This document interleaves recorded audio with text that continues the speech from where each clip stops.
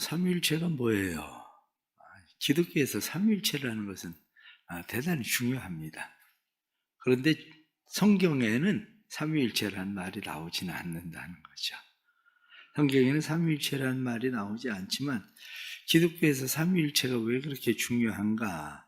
우린 찬송가 2장을 보면은 찬양 성부 성자 성령 성삼위일체께, 우리는 찬송을 부를 때에 성삼위일체, 찬양, 성부, 성자, 성령, 성삼위일체 하나님께.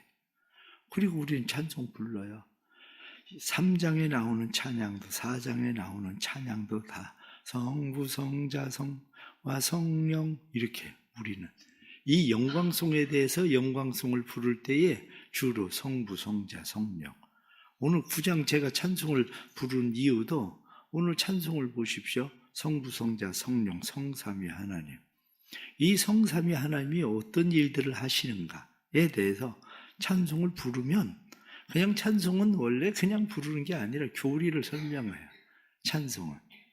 찬송은 교리를 설명할 뿐만 아니라 그 안에 우리가 생명과 빛, 그 누구로부터 오나? 지혜와 권능, 그 누구로부터 오나?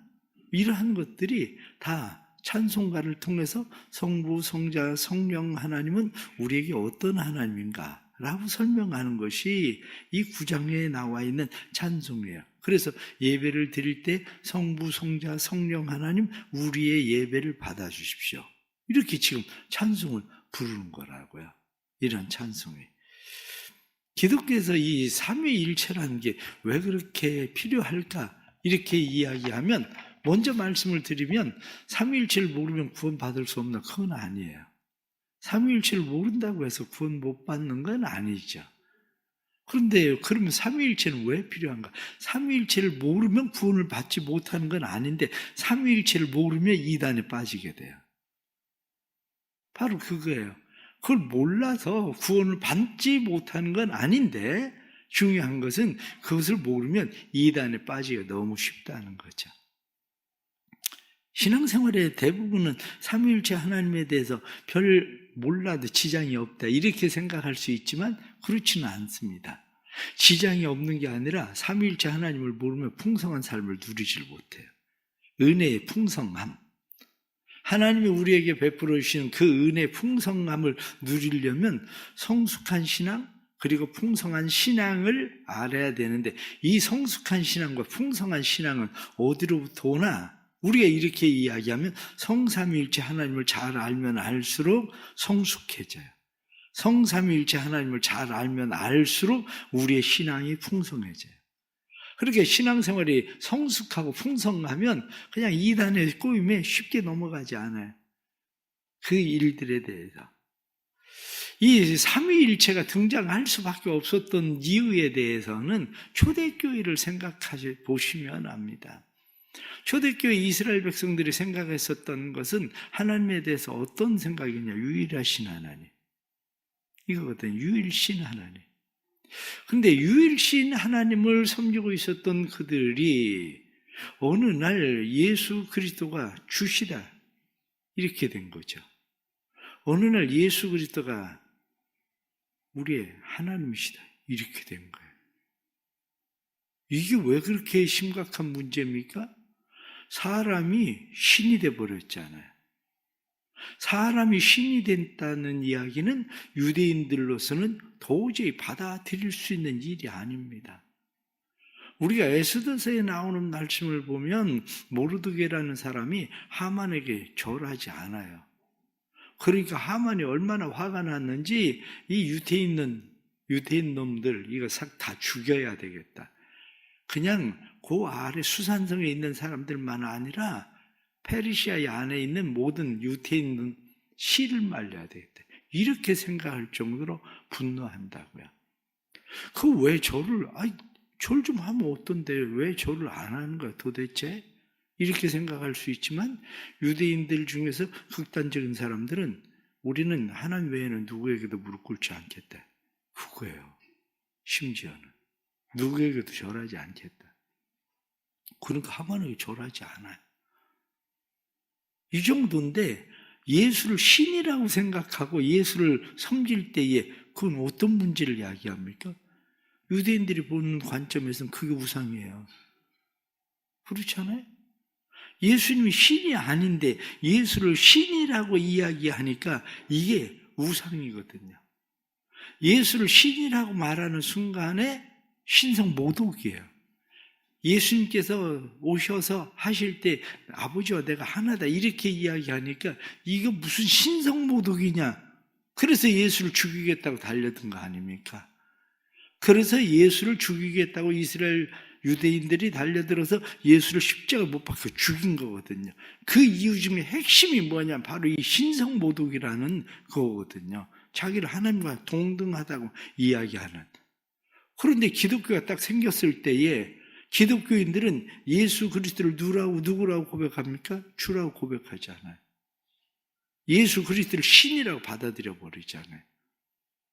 그러면 유대인들 가운데에 유일신 신앙을 가지고 있었던 사람들이 그걸 어떻게 받아들이겠습니까? 그걸 받아들이기가 쉽지가 않는 거죠. 그러니까 이들에게 그것을 받아들일 수 있는 예수가 누군지에 대해서 성경은 그 일들에 대해서 분명히 이야기할 수밖에 없는 일들이 된 거예요. 태초에 하나님이 천지를 창조하시니라. 태초에 하나님이 천지를 창조하셨는데 태초에 천지를 창조하신 하나님께서 사람을 만드실 때 우리의 모양대로 우리의 형상을 따라 이렇게 이야기하는 것처럼 우리라는 게 도대체 뭔가? 그것을 요한복음 1장으로 설명을 해버려요. 요한복음 1장으로 설명하는 것이 요한복음 1장 1절 말씀에 태초에 말씀이 계시니라. 이 말씀이 하나님과 함께 계셨으니 이 말씀은 곧 하나님이시라. 그가 태초에 하나님과 함께 계셨고 만물이 그로 말미암아 지은 바 되었으니 지은 것이 하나도 그가 없이 된 것이 없느니라. 태초에 하나님이 천지를 창조하셨느니라. 그런데 태초에 천지를 창조하신 그 하나님이 누구냐? 이렇게 이야기할 때 태초에 천지를 창조하신 그분이 말씀이 되어서 우리 가운데 오신 예수 그리스도, 그분이 하나님이시다. 이렇게 설명을 해버린다고요. 그것을. 요한일서 5장 20절에 나타난 말씀 보면 아는 것은 하나님의 아들이 이르러 우리에게 지각을 주사 우리로 참된 자를 알게 하신 것과 또한 우리가 참된 자 곧 그의 아들 예수 그리스도 안에 있는 것이니 그는 참 하나님이시요 영생이시니라. 우리가 분명하게 알아야 되는 것이 있는데 분명하게 알아야 되는 것이 누구냐? 예수 그리스도. 그런데 그분이 누구냐? 이렇게 이야기할 때 그는 그의 아들 예수 그리스도, 그분의 아들이시다. 그런데 그분의 아들이신 그분은 누구냐? 이렇게 이야기할 때 참 하나님이시여 영생이시니라. 그분이 하나님이시다. 그분이 영생이시다. 이렇게 말하는 거죠. 요한복음 20장 28절 말씀에는 도마가 대답하여 이르되 나의 주님이시여 나의 하나님이십니다. 하나님이시라고 고백해. 히브리서 1장 2절 말씀에 모든 날 마지막에는 아들을 통하여 우리에게 말씀하셨으니 이 아들을 만유의 상속자로 세우셨으니 그로 말미암아 모든 세계가 지어졌느니라. 그로 말미암아 모든 세계가 지어졌다. 지금 쭉 설명하려고 하는 것이 무엇을 설명하려고 하는 거냐면 예수 그리스도를 신이라고 받아들이고 있는 기독교인들에 대해서 신성 모독이다, 우상 숭배다 이렇게 사람들이 이야기할 때에 그들에게 이거 신성 모독 아니야, 이거 우상 숭배 아니야, 우리가 믿는 예수 그리스도 그분이 하나님이셔 이렇게 말하는 거라고요. 그분이 하나님이시다. 그러니까 기독교에 대해서 사람들은 예수 그리스도가 누구신가? 우리가 왜 그분을 받아들여야 되나? 오순절 마가의 다락방에 성령의 역사가 일어나고 나서 어떻게 수많은 사람들이 그렇게 한꺼번에 유대인들이 기독교인이 될 수 있었나? 이렇게 이야기하면 예수님께서 내가 가면 너희에게 보혜사 성령을 보내주겠다. 그런데 성령 그분이 오시면 하나님에 대해서 나에 대해서 알게 하시고 깨닫게 하실 거다. 그래서 성령, 그분이 오시니까 성령을 받은 사람들은 예수 그리스도를 누구든지 주라고 시인하게 되고 예수 그리스도 외에는 구원이 없다, 이렇게 말하게 되는 거죠. 이게 바로 초대교회에서, 기독교회가 시작을 할 때에 초대교회에서 넘어갈 수밖에 없는, 왜냐? 이것은 목숨이 걸려있는 문제거든요. 단순히 그냥 유대인으로서 살아가면서 그냥 믿으면 좋고 뭐 말고 이 문제가 아니라, 유대인들로서는 목숨이 걸려있는, 내가 이 종교를 선택해야 되냐 선택하지 말아야 되느냐라고 이야기할 때에 생명이, 목숨이 걸려있는 문제였기 때문에 이 문제는 심각한 문제였었다고요. 그것이. 그래서 이것이 이렇게 심각한 문제였는데 기독교는 굳이 삼위일체를 설명하려고 들지는 않아요.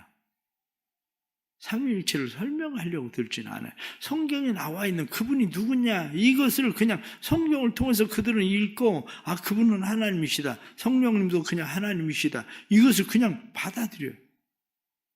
그런데 그것을 그냥 받아들이는데 문제가 생기기 시작합니다.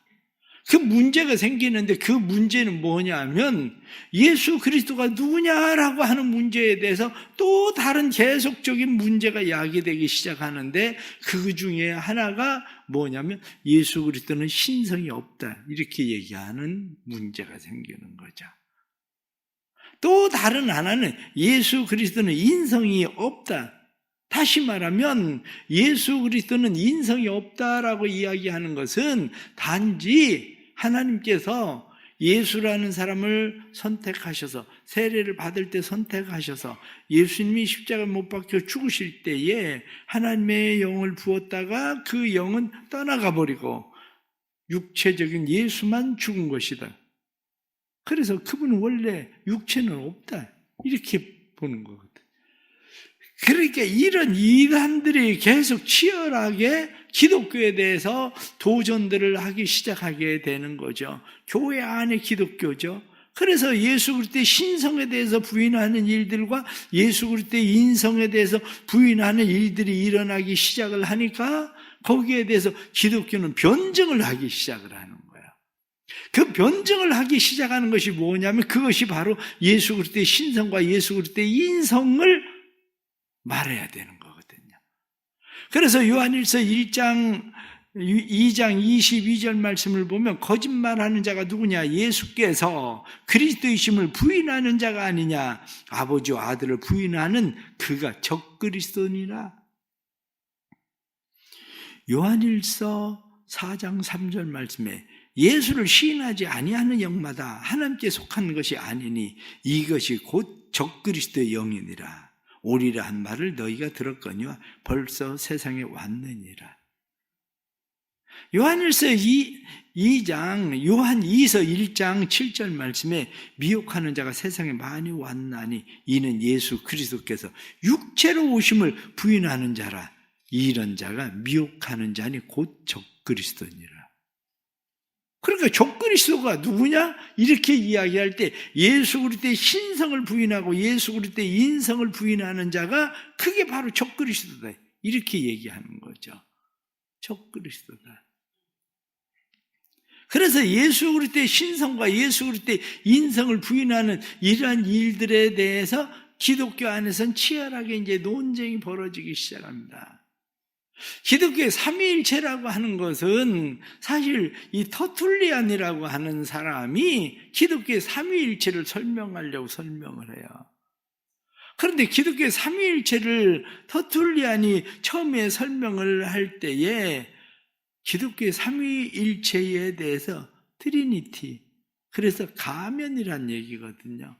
그때 당시에 연극을 하는데, 연극을 하는 사람들이 와서 연극을 이제 하는데, 연극 배우를 많이 쓰려면 돈도 많이 들고 또 그렇게 잘하는 사람들도 흔하지 않고, 그러다가 보니까 돈을 절약하기 위해서 한 사람이 무대 뒤로 샥 들어가서 옷 딱 갈아입고 또 다른 모습으로 또 나와가지고 가면 쓰고 또 연극하고 또 싹 들어가서 또 나와서 또 다른 가면으로 연극을 하게 되고 이렇게 된 거예요, 당시에.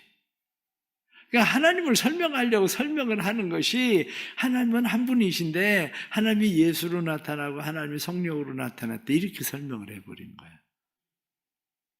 그런데 이것을 보고 우리는 양태론이라고 그래요. 양태론은 기독교의 삼위일체가 아닙니다.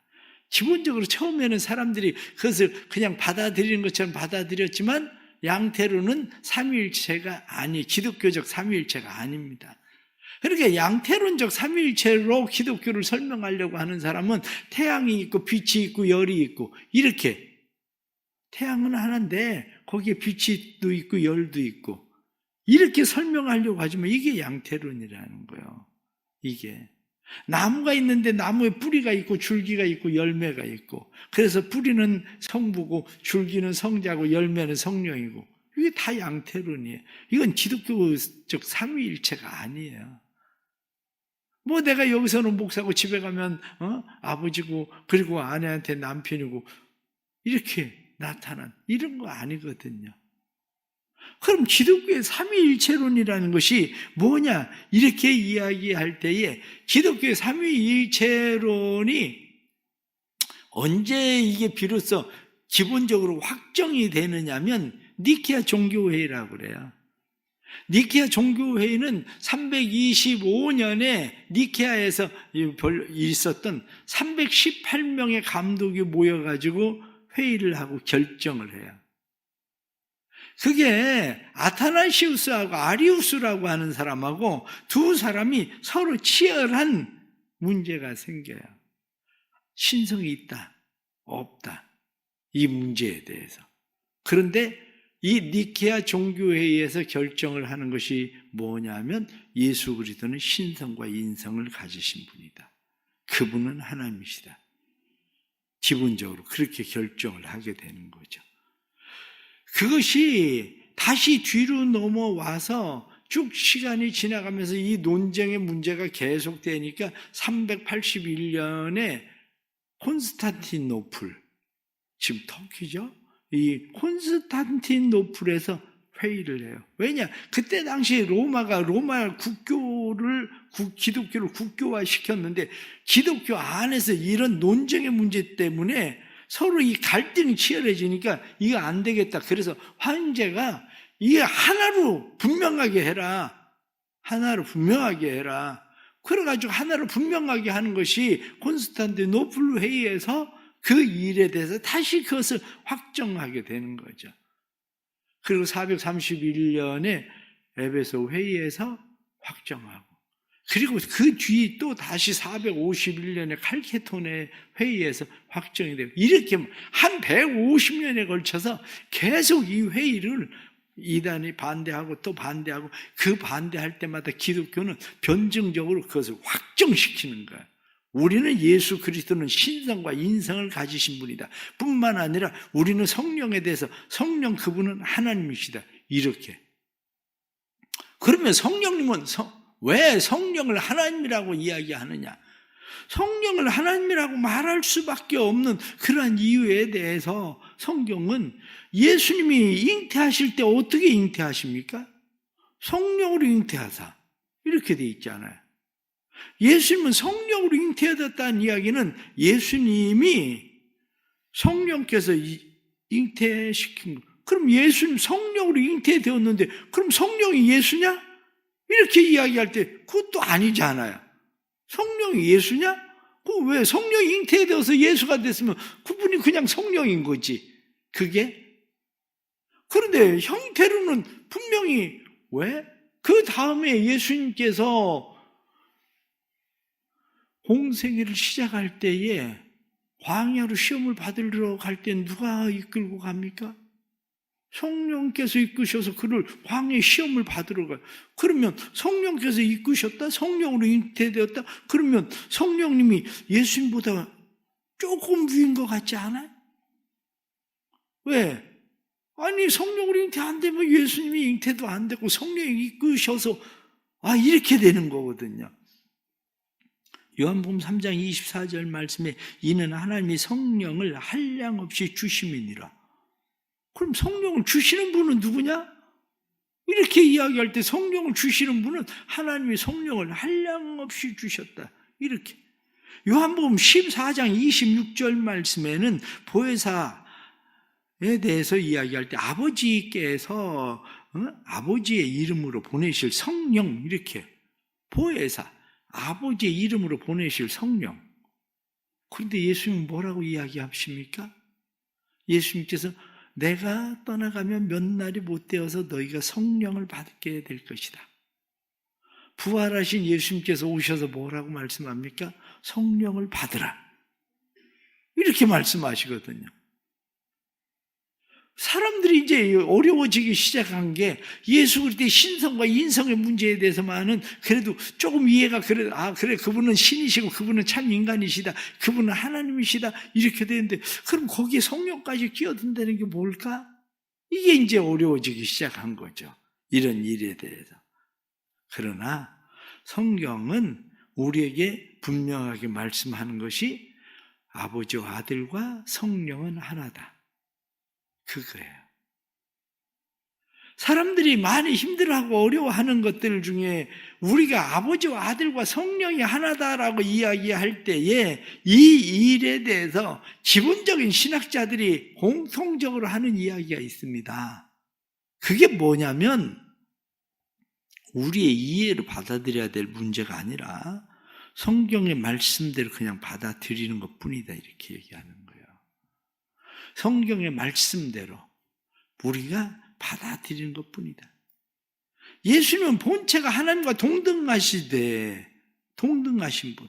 요한복음 10장 30절 말씀에 나와 아버지는 하나다, 이렇게 이야기하던 것이 우리가 마태복음 28장 19절에 나타난 말씀처럼 아버지와 아들과 성령의 이름으로 너희가 세례를 줘라, 이렇게 아버지와 아들과 성령.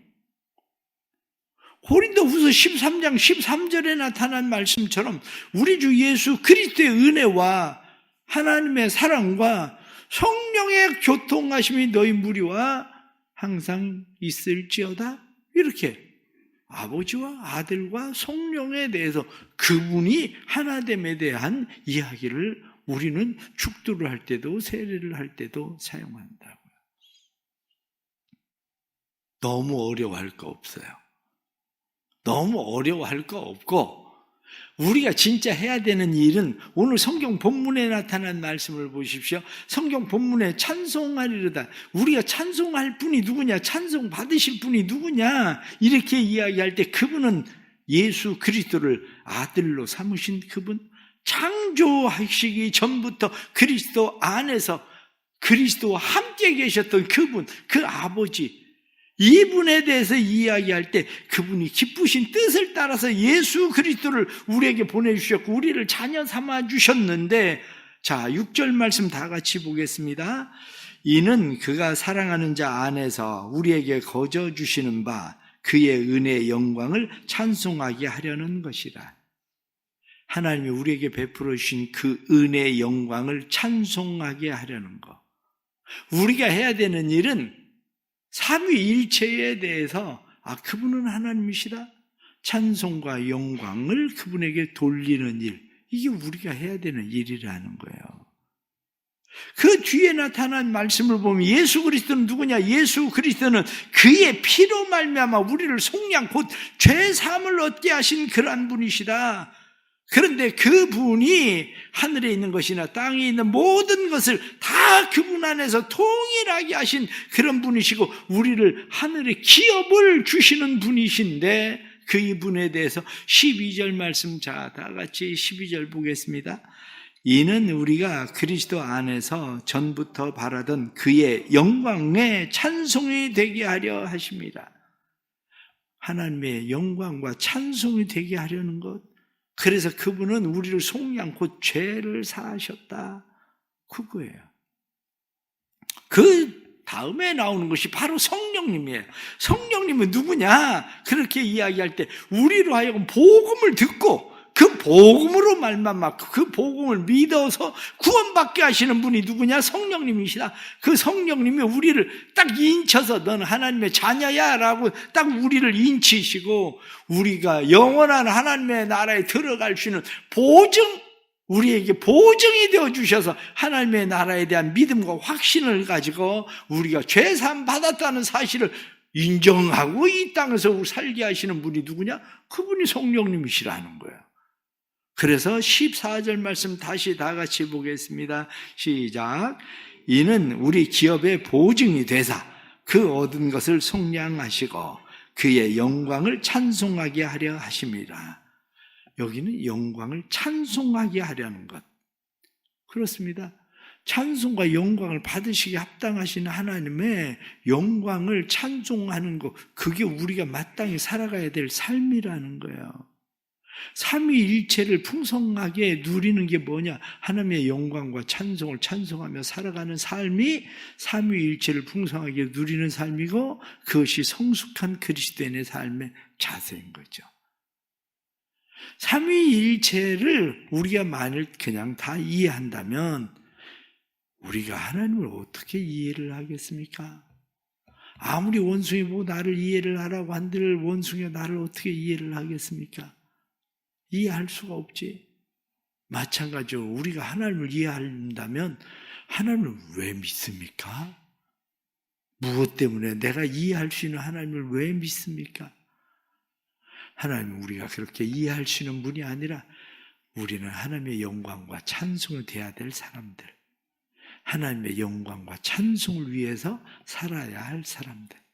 그래서 우리의 삶이 하나님의 영광과 찬송이 되는 것, 그것이 우리가 살아가야 될 삶의 방식이다. 우리가 더 관심을 가지고 집중해야 되는 것은 바로 이 하나님의 영광과 찬송을 위해 사는 그러한 삶, 여기에 우리의 마음과 생각이 더 집중되는 성숙한 그리스도인의 삶이 될 수 있기를 바랍니다. 기도합시다. 하나님 아버지, 감사합니다. 저희들이 감히 어떻게 하나님을 이해하겠습니까? 하나님을 저희가 이해할 수 없지만 저희들은 분명히 압니다. 성부 하나님은 하나님이시고, 성자 예수님은 하나님이시고, 성령 하나님은 하나님이시라는 것을. 그러나 성부는 성자도 성령도 아니시고, 성자는 성부도 성령도 아니시고, 성령은 성부도 성자도 아니시라는 사실을 믿습니다.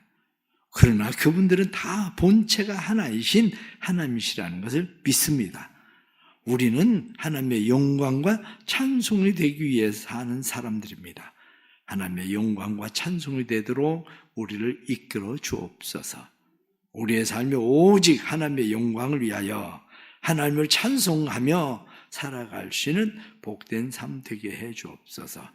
고난주간입니다. 이 고난주간에 주님의 십자가에 참여하는 자들마다 속량 곧 죄사함을 받게 하셨다. 그것을 확실하게 보증하시는 분이 성령님이시고 그 아들을 보내주신 분이 하나님이시라는 것을 우리가 믿게 해 주셔서 그 은혜의 풍성함을 누리게 해 주옵소서. 총동원 주일에 우리의 사랑하는 가족과 우이코스들 뿐만 아니라 우리의 교회에 등록했었던 사람들이 다시 주님의 교회에, 또 열심을 잃어버렸던 사람들이 주님의 교회에 다시 나올 수 있도록 도와주시고, 또한 표인복 목사님을 통해서 또 새로운 믿음의 도전을 받을 수 있도록 말씀을 듣고 깨닫고 하나님 앞에 더 가까이 나가게 하시는 은혜가 일어나도록 도와주옵소서.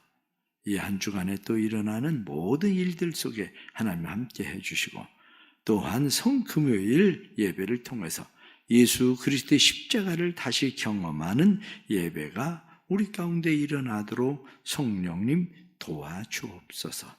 또 새벽에 하나님 앞에 나와서 감사하며 귀한 예물 드립니다. 성령 하나님, 저에게 지혜와 지식의 영을 주셔서 하나님을 더 깊이 알기를 소원하며 김혜신 집사님 예물 드립니다.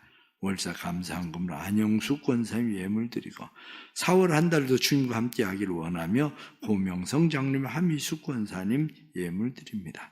황란영 집사님이 마음의 소원을 담아 예물 드리고, 김종인 집사님이 성전이신 예수 그리스도시여 성전을 잘 지키는 성도 되게 해주십시오라고 예물 드리오니 하나님 1000번째 예물도 받으시고 모든 예물들이 하나님의 은혜가 부어지는 또 하루 되도록 성령님 또 4월 한 달도 지키시고 보호하시는 은혜를 더하여 주옵소서. 오늘 하루도 믿음으로 하나님께 영광 되게 하여 주옵소서. 예수님의 이름 받들어 기도드리옵나이다. 아멘.